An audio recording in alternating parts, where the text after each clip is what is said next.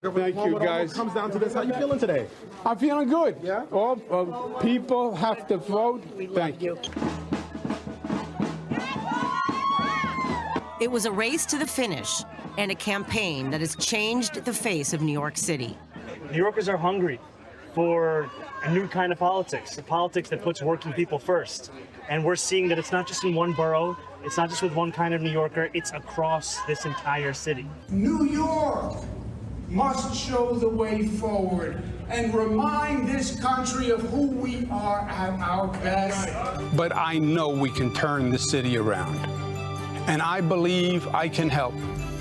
And that is why I announced my candidacy today for mayor of New York City. 67-year-old former Governor Andrew Cuomo squared off against 33-year-old New York State Assembly member Zohran Mamdani for the Democratic ticket for the mayor of New York City. And I am running to make the city affordable. I'll freeze the rent for millions of tenants, make buses fast and free, and deliver universal childcare. And before you ask, I'll pay for it by taxing the rich. This race has been extremely consequential for the Jewish community of New York City, the largest population outside of Israel. Jews are not only facing intimidation on the streets, but also experiencing violence during the pro-Palestinian anti-Semitic encampments on Columbia University campus. This is not a fad. New York City, like many cities in the country, has experienced significantly changing populations. There are 1 million Muslims now living in New York City. 350,000 of them are registered, and they're likely to do what every other group has done when one of their own is running for public office, seize the opportunity to get power. Free, free, free Palestine! Free, free Palestine! Mamdani is causing alarm with his stances, calling Israel's action in Gaza a genocide, and even refusing to condemn the slogan, globalize the Intifada. And they made it worse, supporting these Democratic Socialist candidates that released a wave of anti-Semitism throughout our city, which has been toxic to this city. And New York is better than this. Younger people really don't care about the state of Israel. If you look at the data, younger Jews, they're more concerned about lifestyle issues. That is the tragedy of the Jewish community that the Jewish community has to deal with, not anybody else. And my resignation will be effective in 14 days. Mamdani took aim at Cuomo's scandalous resignation as New York governor after accusations by several women of sexual harassment. Mr. Cuomo, I have never had to resign in disgrace. And Cuomo, who made amends for his actions, called out Mamdani for his lack of experience. To put a person in this seat at this time with no experience is reckless and dangerous. Andrew Cuomo's comeback is not necessarily about seeking public office, but more about redemption.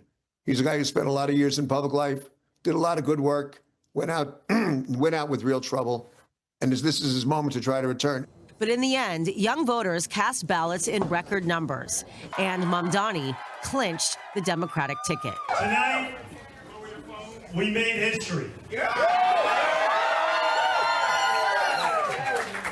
In the words of Nelson Mandela, it always seems impossible until it is done.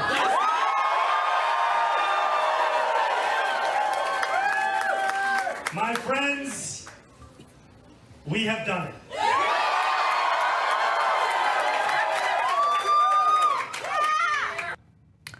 But still, the race for mayor is up in the air, with Mamdani having to face off in November against incumbent Mayor Eric Adams, seeking re-election as an independent, and of course, Republican candidate Curtis Sliwa. So not the end of it whatsoever. So let's cross now live to the city of Bagel and Lux, editor and columnist of the New York Post, fellow at the Tel Aviv Institute, David Christopher Kaufman, a.k.a. DCK. What is happening? Happy to be here. Thank you. Yeah, it's been a crazy night in New York City last night. Mamdani clinched what many thought was impossible. You know, he is now the front runner to become the next mayor of New York, a 33-year-old Queens assemblyman who basically has never held public office. And besides being a short-term rapper a couple years ago, he's never really had a job. But this is not entirely unexpected. You know, over the last few weeks, his poll numbers were really spiking. And equally, we began to see sort of a pulling back of Cuomo. You know, the New York Post, where I work, had a column like last week basically saying, where the hell is this guy? He's not out campaigning. He's not out championing his cause. He's not out, securing voters. And we had Mamdani, who's young and cute and fun and groovy, walking from the top of Manhattan to the bottom of Manhattan to meet with the voters. And those voters turned out in full force for him. So traditional campaigning still works, the connection with the people. So what was it, a vote for Mamdani or against Cuomo, or a healthy mix of both, perhaps? I think it was a vote for Mamdani. This was very much about Mamdani. In many ways, Cuomo early on, folks who were going to vote for him decided early on whether or not they're going to vote for him. I think the issue was whether or not people were going to, sway towards Mamdani and whether or not they were buying what he was selling. And people were buying what he was selling. He was talking about, reducing the police force, food co-ops, of rent freezes, all the kind of buzzwords that people want to hear, especially young voters, and also young voters. Not to be not to be ageist, but they're just a little bit young to understand that these are the types of lifestyle issues that might sound good, but ultimately degrade the quality of life in New York City. If you have rent freezes, landlords and developers aren't going to build new homes, and there aren't going to be affordable homes. If you don't have police, crime's going to spike and nobody's going to live in New York. So young people were voting ideologically, but not practically. Right. So even if it doesn't follow through this time, is it an indication to the changing climate in New York City? Perhaps is it turning from a liberal city to a progressive one? It's definitely turning to a progressive one, and we have models for this all over the country. Los Angeles, which is basically erupted in riots a couple of weeks ago. Chicago, which it has an epidemic of gun violence.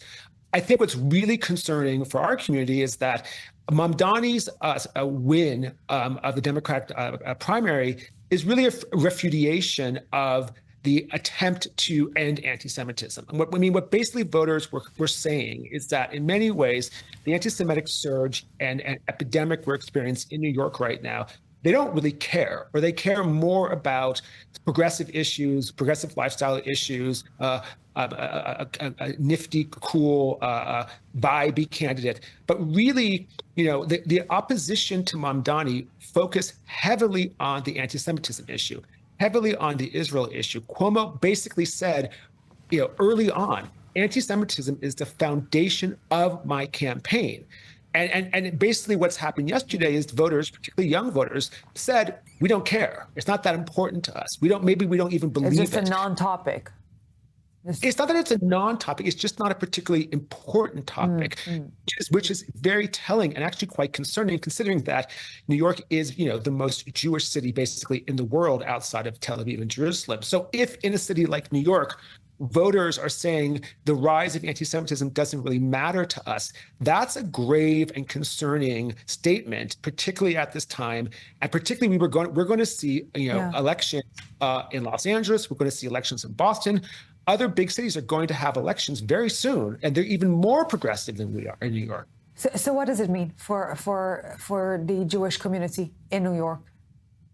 Yeah, this is a real wake-up call for the Jewish community. I think we don't know yet, because the Jewish community really rallied around Cuomo and really poured, millions and millions and millions of dollars. Cuomo had 3 times the campaign budget of Mamdani, so there was a lot of money poured into Cuomo, and it didn't work.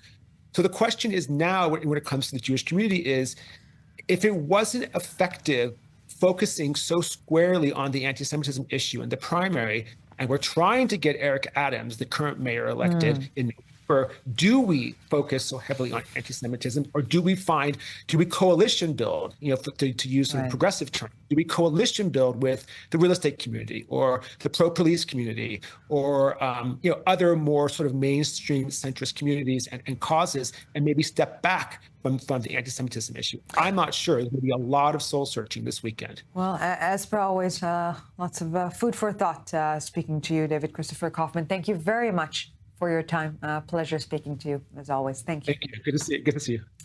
Dan Perry, what's the future for New York and for Jews in New York, more particularly? Well, Jews are a minority in New York. There's more there than anywhere, in any other city, including Tel Aviv and Jerusalem. But Mamdani really leaned into the fact that New York is becoming unaffordable for regular people. He offered this huge raft of populist leftist policies, some of which are very, very appealing, because the Democratic Party, the classic Democratic Party, has refused to do it. He proposes to soak the rich.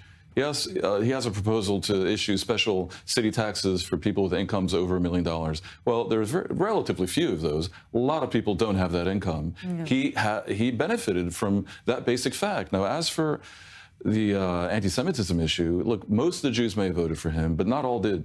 He also, for Cuomo, Mamdani received significant support from regular centrist, liberal, slightly progressive Jews who are fed up with the Israeli government, not only with the situation in Gaza, but the West Bank, the coddling of ultra-Orthodox Jews in Israel. There's a disconnect between liberal New York Jews and the Israeli government. That was a factor also, and yet, speaking of New York City and elsewhere around the world and in the United States being safe for Jews, yes or not? It's clearly Mamdani is not the messenger for anti-Semitism. He is pro-BDS. He refuses to countenance Zionism. He refuses to admit that Israel is a Jewish state. But he has successfully framed this on several appearances. He had a really good appearance on Stephen Colbert as being against the settlements and not against Israel. But no doubt, he's no fan of Israel. He dislikes Israel. It rallied most of the Jews behind him, but not enough to counter the fact that Cuomo was a very, very flawed messenger given his age and the fact that he resigned in disgrace from the governorship. Mamdani presented himself as a future, and that oftentimes works. I think David Christopher Kaufman is right that his policies are, as maybe befits a very, very young candidate, historically and almost absurdly young, they're infantile. Yeah. If you're going to have total rent control, then you're going to have a collapse of the real estate market, and that doesn't help anyone. But, it was a perfect storm for him, and it certainly bodes ill for the Jews. And the question remains whether or not it's an indication to the future greater political landscape in the United States. If the Democratic Party is going this direction, There's no doubt that it is. The question is whether it gets past the tipping point where the progressives become the majority of the Democrats, the way MAGA has become a majority of the Republicans. So the direction is clear. The only question is how quick we're going to get it. And arrested. Reacts to it as well, because the gap between Israeli Jews and diaspora Jews, this is something that is continuously widening.